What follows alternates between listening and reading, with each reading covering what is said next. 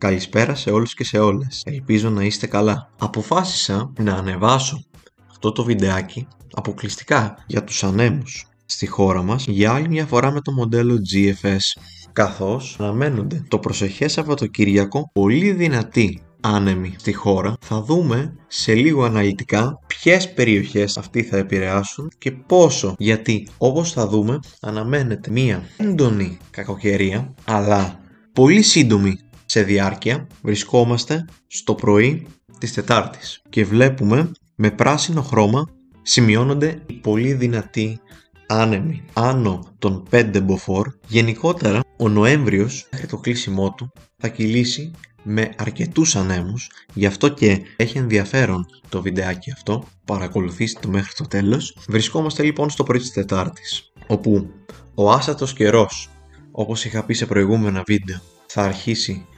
από τότε. Ο άσατος αυτός καιρός θα φέρνει κατά τόπους βροχές και καταιγίδες και θα κλείσει το βράδυ της Παρασκευής με μια αρκετά αξιόλογη κακοκαιρία για να βελτιωθεί από εκεί και πέρα, από το βράδυ του Σαββάτου. Στις περισσότερες περιοχές της χώρας θα εισβάλλει όμως πολύ δυνατός βορειοδυτικός άνεμος και θα ρίξει κατακόρυφα τη θερμοκρασία.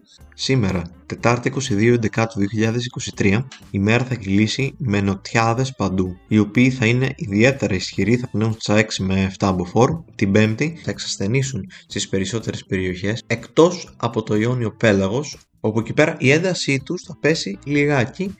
Από το βράδυ της Πέμπτης θα υπάρχει νηνεμία στις περισσότερες περιοχές και στα ηπειρωτικά, λόγω της αυξημένης σχετικής υγρασίας, είναι πιθανό να σχηματιστούν τοπικές ομίχλες. Τοπικές ομίχλες περιμένουμε και στην Αττική το βράδυ της Πέμπτης μέχρι το πρωί της Παρασκευής, για να ξαναστραφούν οι άνεμοι σε νοτιάδες και να ενισχυθούν από το μεσημέρι της Παρασκευής στα 6 με 7 μποφόρ. Βλέπουμε εδώ ένα βαθύ βαρομετρικό χαμηλό, θα μας επηρεάσει, θα φέρει θυελλώδεις ανέμους γύρω από την Ιταλία.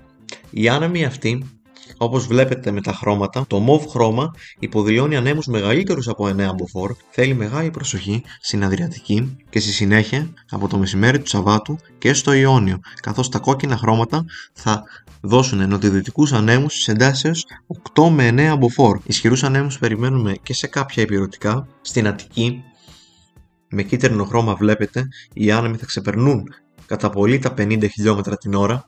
Μιλάμε για ανέμους περισσότερο από 7 μποφόρ, οι ρηπές τους. Θέλει μεγάλη προσοχή στους ανέμους το Σάββατο, ιδιαίτερα όμως αυτοί θα είναι έντονοι σε παραθαλάσσιες και ορεινές περιοχές. Βλέπουμε οι άνεμοι γίνονται ακόμα πιο δυνατοί από το απόγευμα του Σαββάτου και το βράδυ στο Αιγαίο. Ίσως αγγίξουν και τα 10 μποφόρ οι ρηπές. Καθώς αυτό το σύστημα θα κινείται ανατολικότερα, την Κυριακή οι άνεμοι θα στραφούν σε βορειάδες και ενισχυμένοι καθώς είναι, από το πρωί της Δευτέρας θα εξασθενήσουν και θα σημειωθεί παγετός στα περισσότερα κεντρικά και βόρεια ηπειρωτικά. Η Δευτέρα θα κυλήσει με χαμηλές θερμοκρασίες σε όλη τη χώρα και καθώς εξασθενήσουν τελείως οι άνεμοι μέχρι τα ξημερώματα της Τρίτης, παγετός θα σημειωθεί την Τρίτη το πρωί και στην Αττική. Η θερμοκρασία στο λεκανοπέδιο θα είναι ίσως και λίγο κάτω από το 0.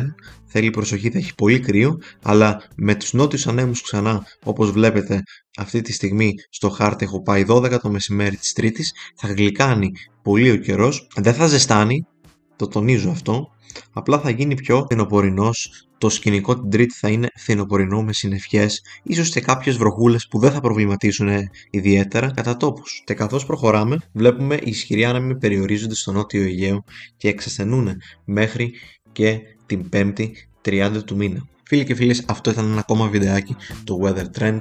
Μείνετε μαζί μου ενημερωμένοι για τον καιρό και μέχρι την επόμενη φορά να περνάτε καλά.